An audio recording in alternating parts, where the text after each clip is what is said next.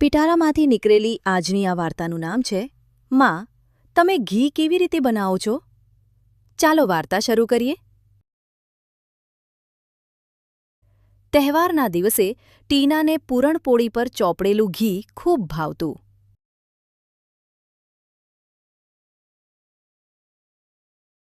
માં, આ તાજું અને સુગંધવાળું ઘી ક્યાંથી આવે છે? તે સફેદ અને મુલાયમ માખણમાંથી બને છે.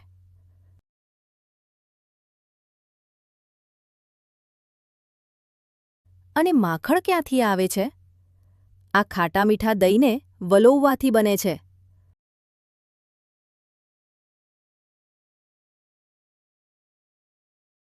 તો દહીં ક્યાંથી આવે છે? દહીં મલાઈદાર દૂધમાંથી બને છે.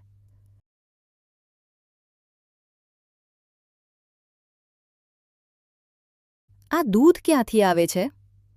આપણી ગાય કપિલા આપણને દૂધ આપે છે.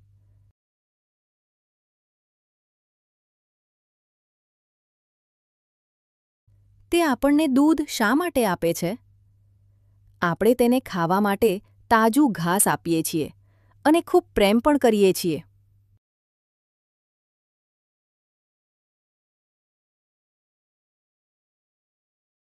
તો અમને દૂધ મળે છે અને ટીનાને મળે છે તાજું દાણાદાર ઘી.